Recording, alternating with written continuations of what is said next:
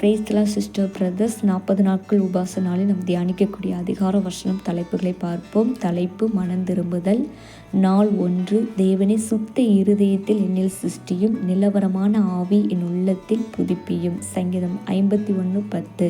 இந்த வசனம் சங்கீத புத்தகத்தில் குறிப்பாக தாவீது ராஜா மனம் திரும்பி தேவனை நோக்கி ஜெபித்த போது கூறிய ஆழ்ந்த மனமாறுதல் ஜெபமாகும்.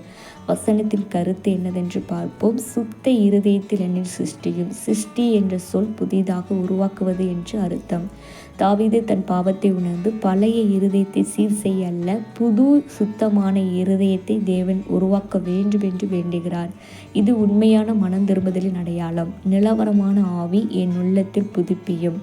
நிலவரமான ஆவி அப்படின்னா உறுதியான, அசைக்கப்படாத, தேவனின் நிலைத்திருக்கும் ஆவியாகும். பாவம் மனிதன் உள்ளிருந்து பலவீனப்படுத்துகிறது. தேவன் நமக்குள் புதிய உற்சாகமும் ஆன்மீக வலிமையும் புதுப்பிக்க வேண்டும் என்பதே இதில் கருத்து. ஜெபம். அன்புள்ள பரலோக தந்தையே, எங்கள் வாழ்க்கையில் உமக்கு பிடிக்காத எண்ணங்கள், செயல்கள் இருந்தால் அவற்றை நீக்கிவிடும். எங்கள் இருதயங்களை சுத்தமாக்கும். எங்கள் உள்ளத்தில் புதிதான மனதையும் உம்மில் நிலைத்திருக்கும் உறுதியான ஆவியை தாரும்.